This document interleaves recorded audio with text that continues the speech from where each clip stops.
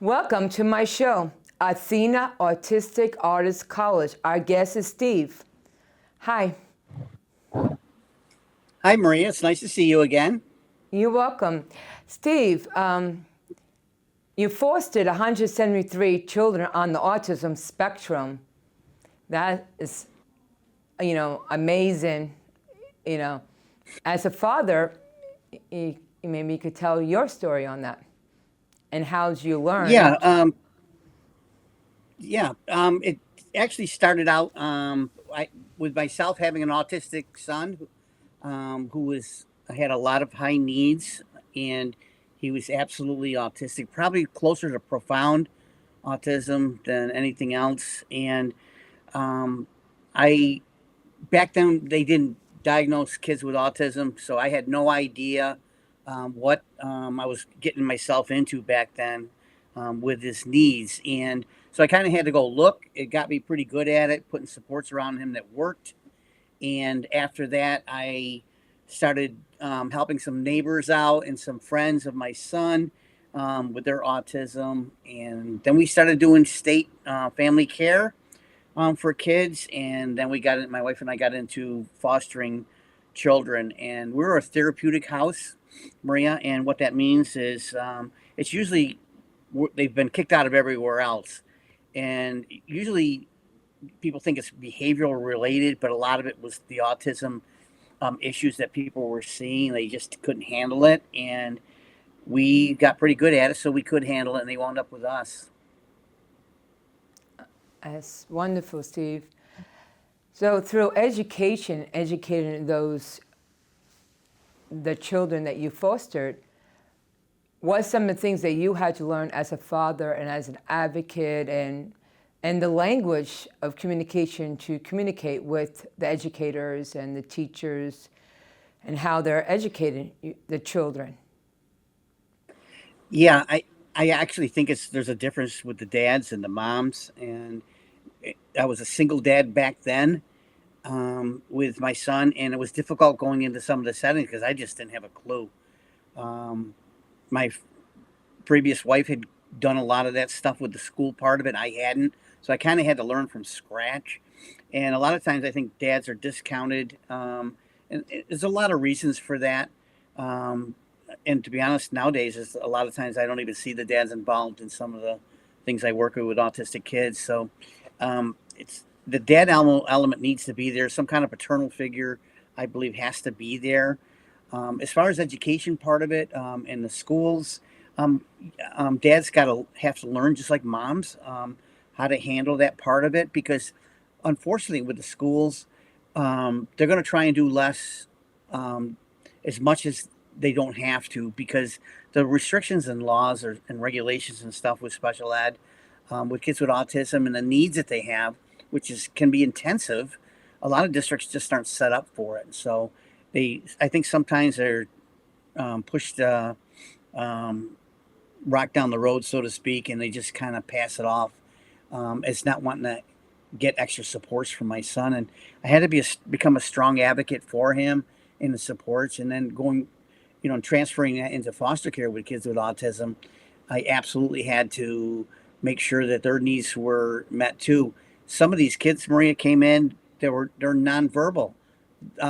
They had never been in school, and we had one child that was almost 8 years old, had never been in school, ever, and he was nonverbal, and it's hard to start putting supports around him when he can't communicate.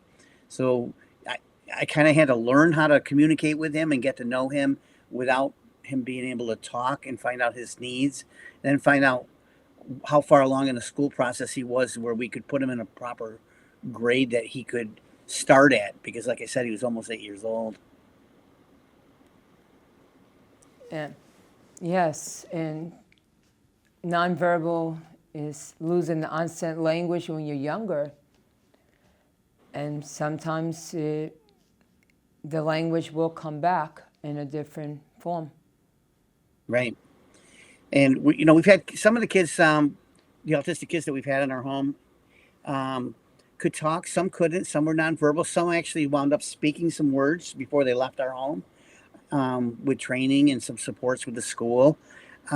it depends on a lot of things.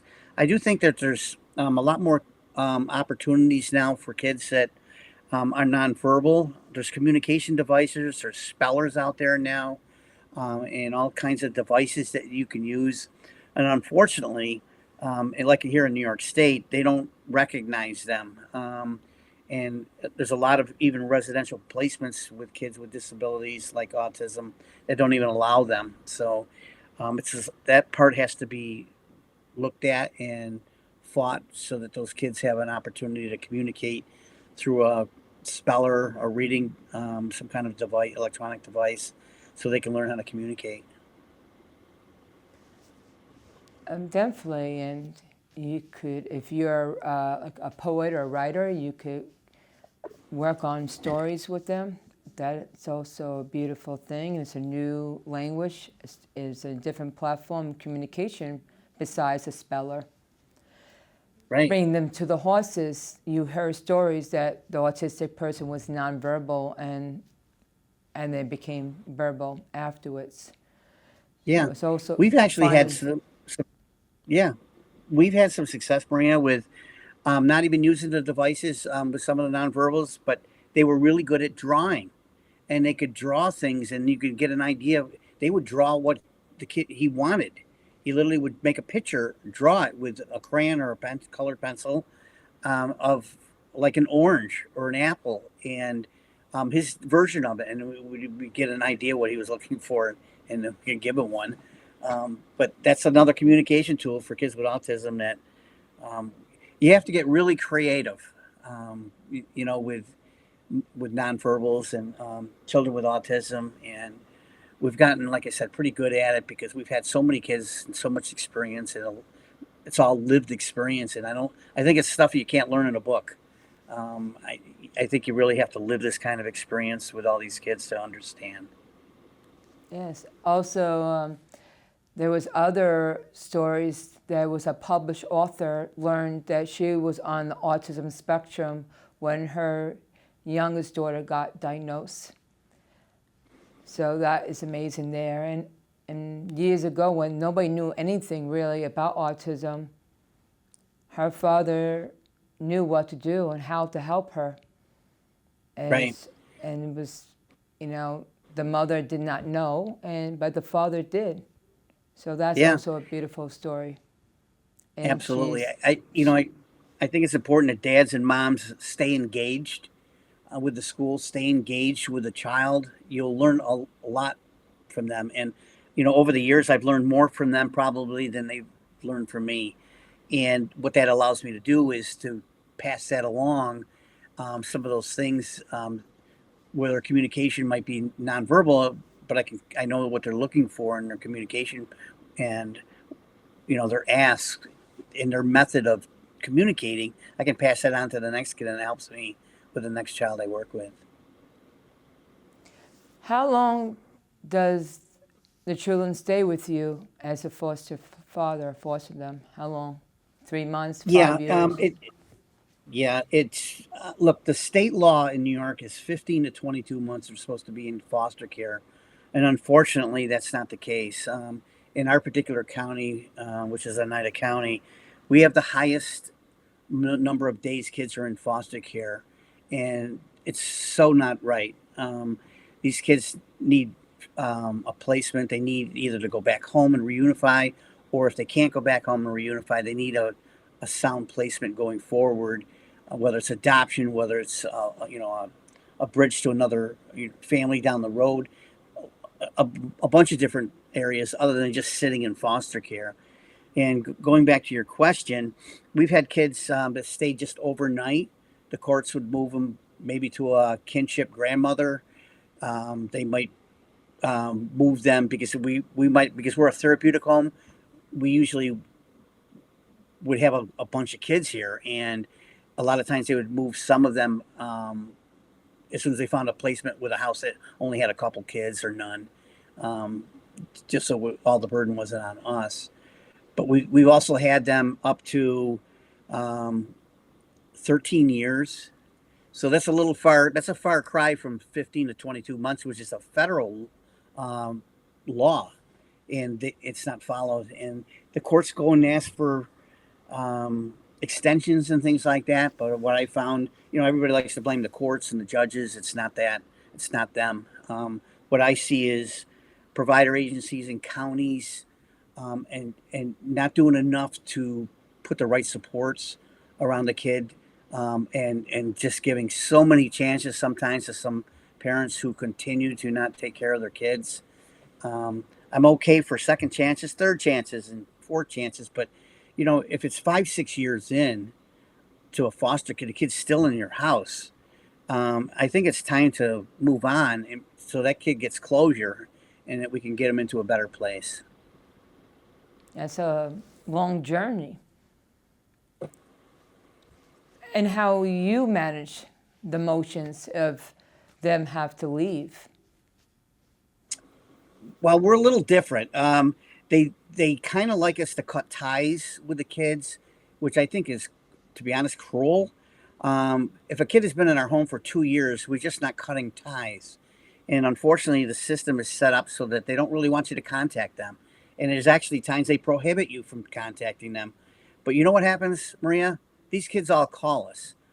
They come back, and some have had to sneak the phone call us, and it tells you the system is messed up the when you have a family that's so supportive of them and always has their back and listens to them, and we can't maintain that relationship.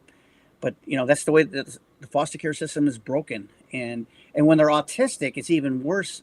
To bring it back to that, Maria, because if you're nonverbal and you get really attached to my family and the structure, and they know they're safe and they're going to have meals and all that kind of stuff, it's hard for them to leave because they don't know what's next. And many times, like I said, they find a way to contact us again, and we'll go to court and we'll fight to see if we can still see them. But unfortunately, the system is still set up so that they have little contact. And to add to that, all these kids that have come through our homes through foster care and the juvenile justice system, through autism respites and things like that. Other counties have brought their kids here. We maintain contact with them even after they're out of foster care. So many of the foster kids come back to our house. They come back for the holidays, and they'll come in Christmas. We had one kid that was flying in from Oklahoma every year because he was in the military, and he was taking his 2-week leave with us because these kids know that we have their back and that they're always welcome here. And even though they may have had some disabilities and autism and things going on, and been in a tough environment with the foster care system, they knew that this was what they would call home. And we make sure we save all their school papers, we save all their mementos, and we give it to them when they age out of the foster care system, which is 18. And yeah, we love having them back. It's why I'm still doing this, and why I'm still advocating for foster care, is because these kids need somebody that doesn't leave. Too many case planners and managers and case aides and county workers and all that in the foster care system that work there, they all leave. Their therapists leave. We're the one constant. And I think families who do foster care, and anybody who takes care of autistic kids, they have to be constant. Anybody with autism experience knows, professionally knows that they need stability, they need structure, and they need the same old thing. And we try to provide that as our family. For the month of autism awareness for New York is April. What would you like to see as a foster father, having and being a father yourself with an autistic son, and you also have some autism yourself, where you see you would like the changes to be made for them? Yeah, look, there's a lot of things that can be done. I've gone down a lot of different roads. I've gone down legislatively. I've gone to hearings at our state capitol. I've spoke with senators and congressmen and assembly people. about this. I've spoke to teachers and lawyers and judges, law guardians, and all these. And I'm actually now trying to put together a task force across the state and hopefully across the nation that addresses some of this stuff with autism to provide better needs. I do think there's more awareness now, Maria, with autism being 1 in 31, which I actually think is kind of low, or too high, because the numbers that I see, if a kid comes into foster care that I think has autism, I'm pretty sure I know autism, but you can't get an autism diagnosis in our area and evaluation for 2 years. They're not even counted right now. So we need to continue to bring awareness to all of this. We need to continue to fight these things. And just so you know, I don't wait around anymore for my state to do something, my county to do something, the foster care agency to do something. I'm trying to create things that help the autism community. And I've built an autism barn on my property that's used by multiple agencies in this area. We have groups starting Tuesday. They're going to come every Tuesday, all autistic kids, and they get to use it for free. I can get you, I'll send you a link later so you can see it if anybody wants to see that.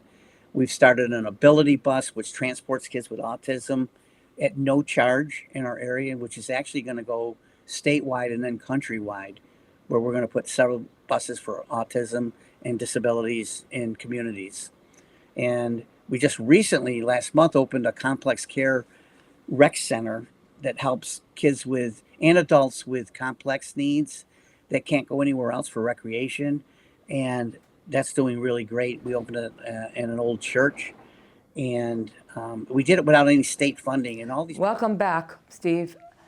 Yes, can we continue? Sure. Maria, look, we've created some things that we did from as a parent. I did it as a parent because I know it works. I'm around autistic kids all the time, autistic adults all the time. And I know what works and what doesn't. And too many times the parents aren't at the table. We don't have a seat at the table for a lot of these things. So if a rec center's, put on somebody's nonprofit, it's geared to their particular needs and maybe a lot of other kids and students and adults that they deal with the disabilities. I, having lived this, I know it works. So, and I created these projects for a reason. It's because it works, but also I didn't want to use state funds, because if I had asked to try and do some of this stuff with our state or county or any of these nonprofits, it would take years to get. It'd be in committee with the state probably for years, and probably tell me all the reasons I can't do it. And we decided to just go and do it. I'm a doer, and I just went out and did it. So we've created these models that hopefully can be replicated in different areas of the state and in different areas of the country, and which will bring a quality of life for autistic kids. And they might seem small projects. Gee, my son needs housing down the road because he's autistic when I'm not around anymore. But we're pecking away at some of these things that will improve their quality of life and make it a little easier for the parents as we try and work on solutions for some of the other issues that are going on. The housing is huge. The dental, most kids that are autistic need sedation. You can't find dentists, and if you do, there's waiting lists in New York State of 2 to 3 years. And so I'll work on those projects next. But I want the families out there and people listening to understand that we're trying to do everything we can to try and get solutions for some of this stuff as we go along too, while we build on the bigger things. That sounds wonderful, and they'll be very helpful tools for the autism community. So, when is autism for you in your area? There's events going on all month of April, and my son and I are speaking at an event there's an ADA day that deals with autism. In the middle of the month, we have an autism walk at Calverman, which is an autism agency in our area. That gets a lot of families there, and they do a really good job of awareness, and they have providers there that work with kids with autism. Hi, Steve. Hi, Maria. Yeah, like I was saying, we have a lot of events coming on in our area. We're pretty out front and center in our state. Our county does a really good job. We have some strong advocates here. We have some really forward doers, and we just go do this stuff, and we make sure things are happening for our autism community. And like I said, was saying that we have this big walk for autism with Calberman in April, and there's multiple other things coming around our area for along that line.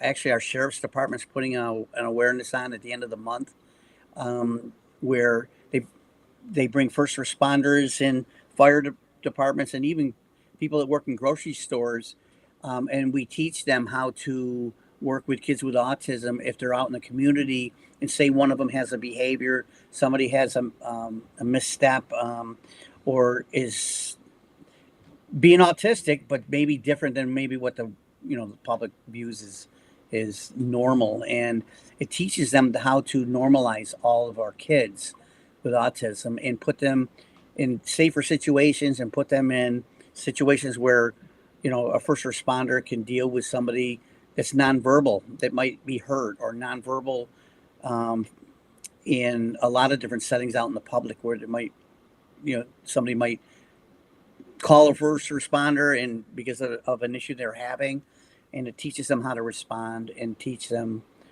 different tools to help them make it more successful. Steve, sometimes autism is like they have like noise sensitivity. Sometimes, like you said, they cannot manage. So what awareness are you bringing to your community? How can they have an understanding that their hearing sounds 10 times louder than other people, and that sometimes they might do things differently?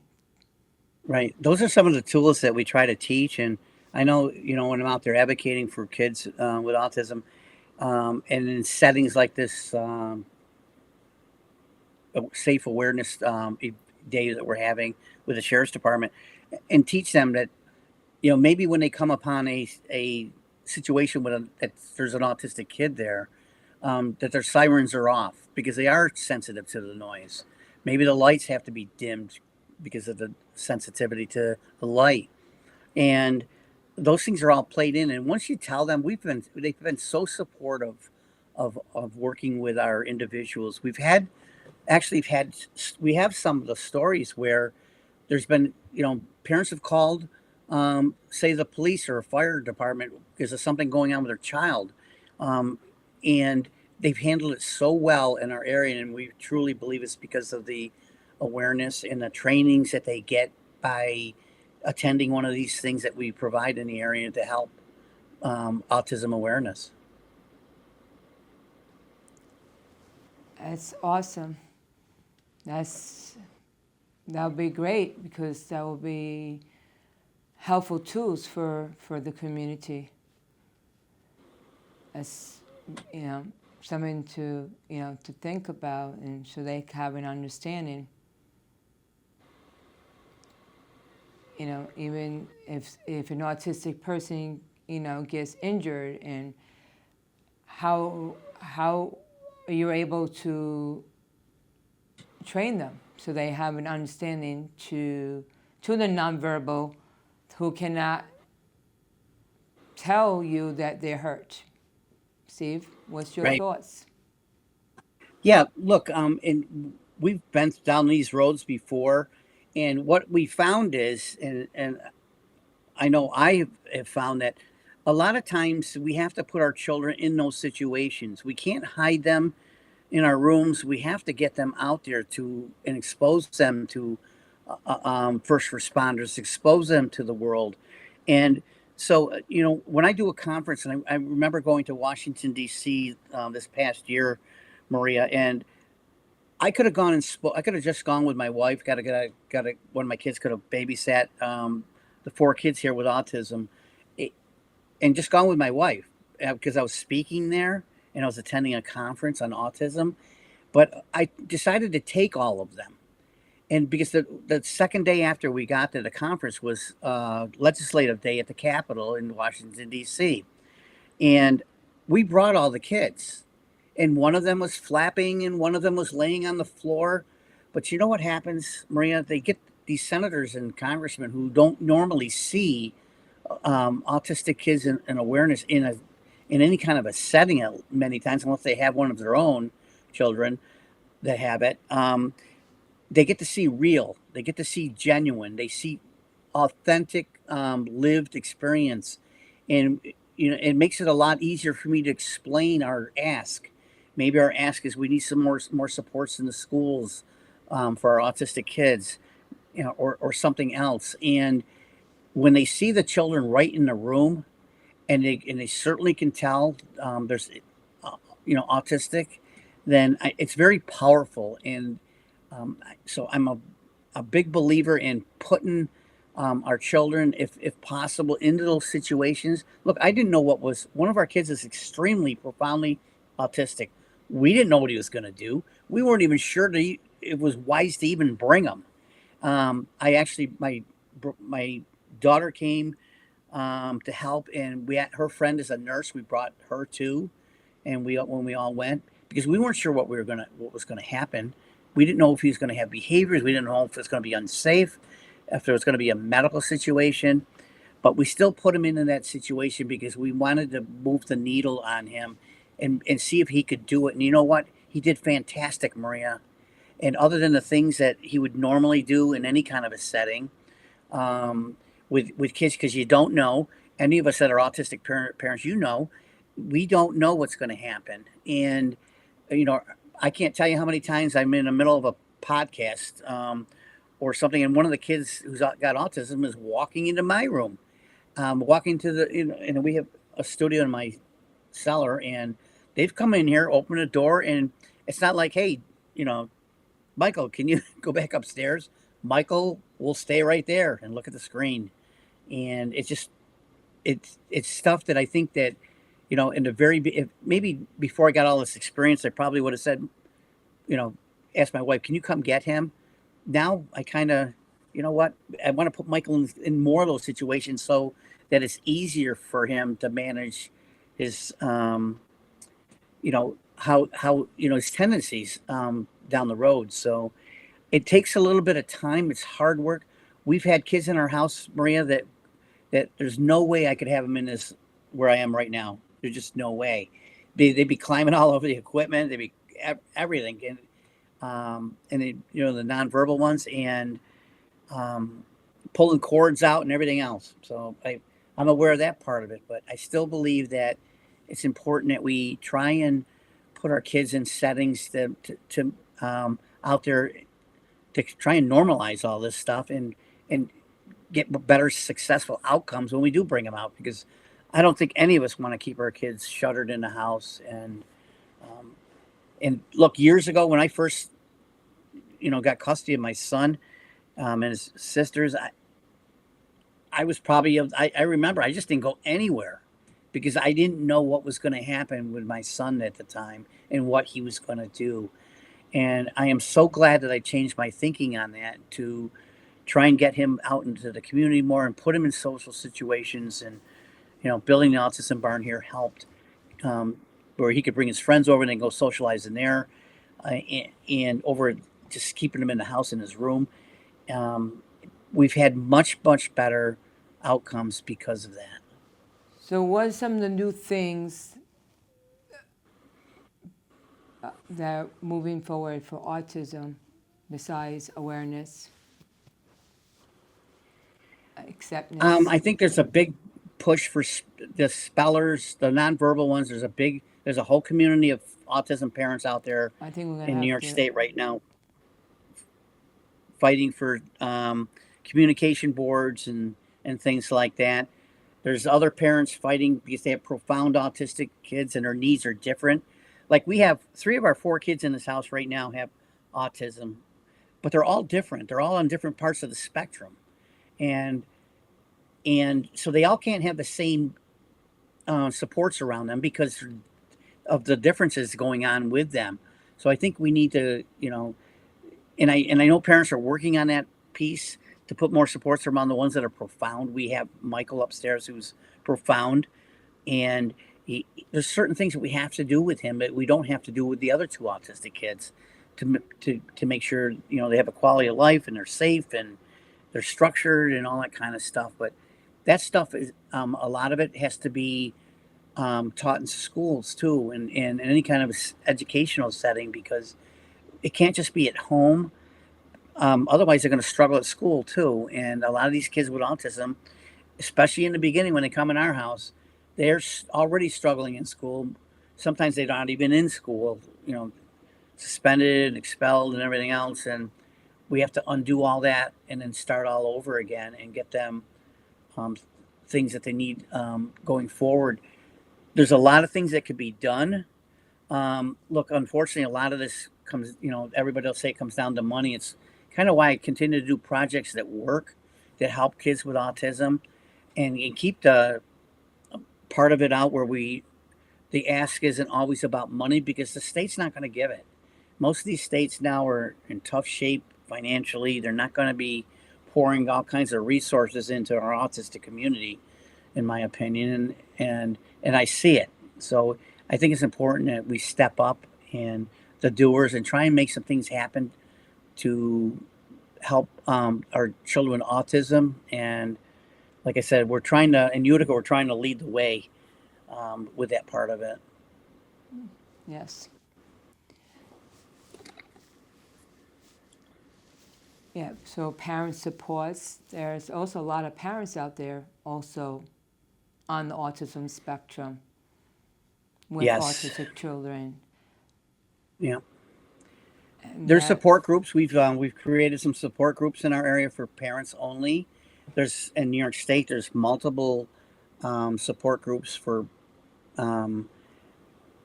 parents and even some professionals that work with autism that can join, and they can exchange ideas and posts and everything else online.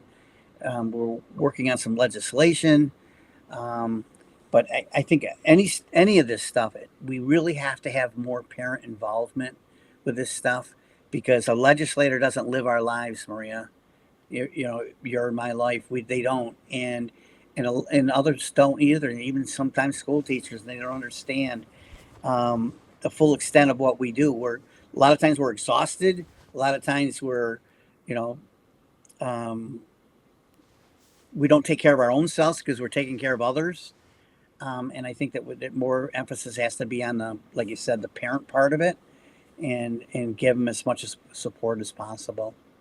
So I'm having a mother and daughter art show coming up for the Very nice. For the month of May. That will be in the Bayport Library,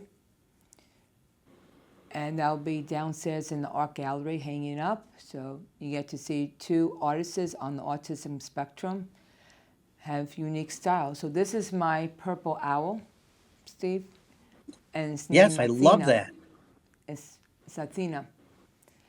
In July, we're having a mother-daughter art show in the South Country Library. That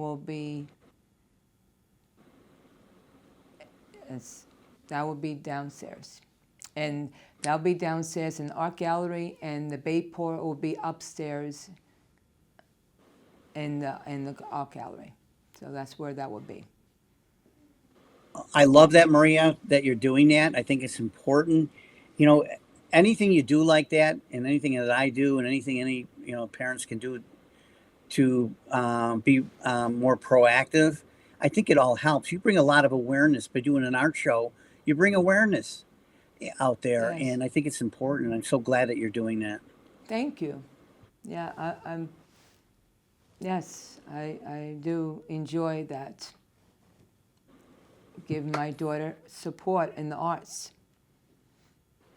And the art shows, they loved my daughter's work. That's great. We've had a couple kids in our house that one was actually blind. He was a teenager, autistic but also blind. We had another kid that was several that were maybe 5, 6, 7 years old, nonverbals. Maria, I never taught them anything about how to draw. And these kids were fantastic. And you would never know it. And they were just, it was a matter of putting something in front of them and allowing them to create. And even the kid that's blind now, we have a workshop here that when he aged out, they were going to put him in this blind association workshop to basically shuffle pencils and count pencils all day. It's like a job. And I got him into a fine arts program at the Arc, and he's been there ever since. He's probably been there 10, 12 years now. And he draws. He makes photos, and he's in art shows and everything else. Right up your alley, you know, and I love that part of it. And even the little ones, like I said, it blows my mind that a kid that's not been taught, you know, any kind of skills with this kind of stuff. I mean, that's not my skill. I can't do that. I'd be lucky if I can draw a stick figure. And these kids are drawing like pictures that are just, it blows me away. We save all that stuff. It's one of the things we put in our hope chest when they go, is a lot of the drawings that they do at that art, because I think it's therapeutic. And you know what, if that's their quality of life, Maria, they want to draw, I'm all in. Go for it. Yes, that's important to work with businesses to promote our work, because we have the skills and we have the gifts in the towns, like even the foster child that you did who was blind has amazing gifts that you never even thought, because Right. it comes naturally to them. So a lot of autistic people's gifts comes naturally to them. Some of them might need a one-to-one support to Right. make beautiful art, because they need structure, a step-by-step structure. So, and some don't need that. So that's where we also have to work, where they need the tutor, the teacher needs to come in to work with them. So their art and their skills go beyond their talents. And I love that idea, and I wish we could find a way to make that happen more. I think a lot yes, of I these think it's kids, important. you know, can be very creative. We have to give them the tools to be creative. Yes. Some autistic people, when they have the gifts and comes naturally and they just be amazing, and they don't need a tutor. But then others, Right. like we said, it needs a tutor, because we have to look at not the autism, because they have the gifts, it's the learning challenges they have. So the learning Right. challenges, they need that the structure with the teacher to show them this is how it goes step by step. So to bring out their work. Right. Our complex care rec center that we built, we actually have a room dedicated to art. And we got somebody to donate these big professional easels that have different sizes. You can bring them up and down for the kid, whether it's a kid or an adult. And the community donated all kinds of supplies and stuff. And we bought the rest. And somebody can go in there and draw all day long in that rec center. It's pretty cool. Yes. It's relaxing. We need and more of that. It's calming, it's relaxing. Even horse therapeutic, horses, to take care of horses is, to have that connection with the horse, brushing Right. horse's hair, to learn to communicate with the horse and the energy. Because if the horse is right with that child, because that child's energy and that horse energy, it connects together. So it works beautifully. And Yeah, we have found that we have dogs here, and we're out in the country, so we have, right down the road. There's a lot of horses, there's cows, and it's interesting that our kids, it's very therapeutic for them. We actually like the horses to jump the fence and come down this way, and they have, because the kids pet them, you know, and there might be a cow on the road, and it's pretty funny. But you'd think they'd run away, but they don't. The kids, even our nonverbal little kids. We have 4 big dogs that belong to my daughter, and they're here all the time. They're fantastic with our nonverbal autistic kids. They let them pet them, and somebody else, they might back off, feeling like an adult because they don't know them. But the little kids and stuff like that with autism, we've never ever had an issue, and had to worry about safety or anything. One of our kids, nonverbal, used to ride one of the golden retrievers around the house, and the golden retriever didn't even object apparently. So pretty funny. I think some animals just knows, I agree. and They have a they're good sense and of kids and character, I think. yes. Okay, so Steve, think let's manifest forward with it. We need to work with businesses with autistic gifts. Even the nonverbal needs to also work with different businesses with their skills too, because that's important. And theater, things like that, and having the understanding. So even though they might not have spoken words to read a script, Right. but they can always be part of the scenery. Absolutely. And just for, a moment. And, and then we'll bring awareness and talk about the light sensitivity, the sound sensitivity, and how it affects the neurological issues. So how can we work together? And Right. you don't need to be a professional as an actress or an actor. Right. It's all I forms. fully agree.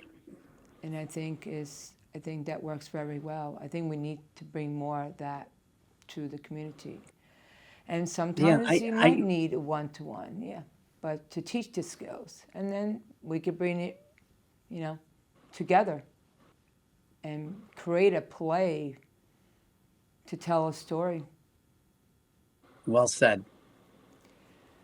So, what you like to share? Well,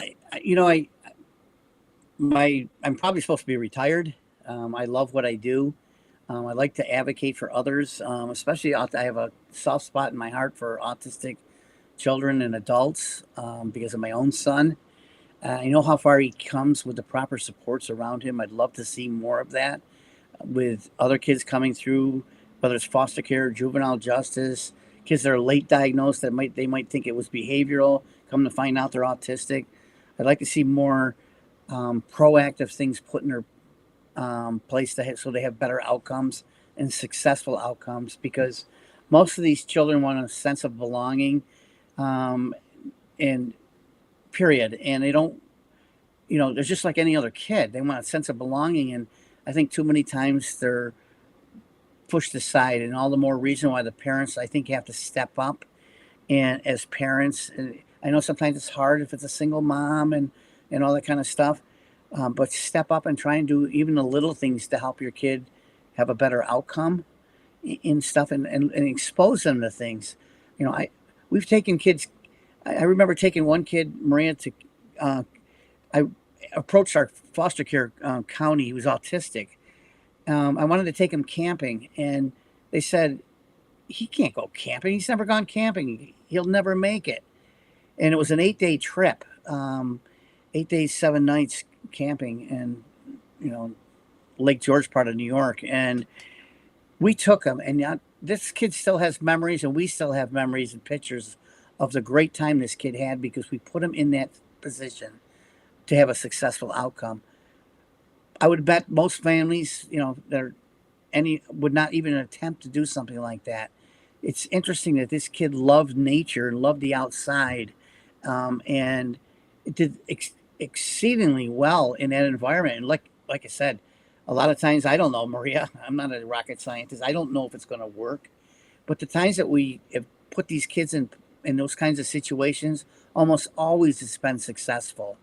And I think that's important. I'd like to see other parents do more of that. Put them in opportunities they normally wouldn't. We did the barn here so we could have music equipment out there. So if somebody came into our house that's autistic, and we'd put them right out in the barn and see if they wanted to play on the drums or guitar. We didn't care if what it sounded like. We didn't even care if they broke one of the strings on the guitar.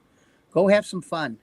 And we find that they, because we're putting them into a situation where they're not normally in, that they all have fun out there and they all have fun on some of this equipment. And sometimes Music is the adults have, sometimes the music's adults have very to wear a important. headset. Yeah. Yeah, Music's very but it, important for them. it works. Yes, Yes. music is very important. Singing, and a lot of autistic people communicate through singing and speaking. So, Yes. Steve, we're going to end the show. So, thank you for coming on to share your story and to how you're helping the autistic community as a foster father and with your autistic Thank you so son. much, for Maria, for having me. Kudos to you for doing this. You might not hear this a lot, but it's really appreciated out there by families for you to do something like this. It's Thank you, important that we Steve. get I this kind of appreciate that. awareness out Thank you. there, Thank you. and keep doing what you're doing. I'll anytime you want to chat, I'll certainly come back and help you. So thank Wonderful. you. Thank you. So I'm Maria. Thank you for coming on to my show, and stay tuned to the next episode on Athena Autistic Artists College.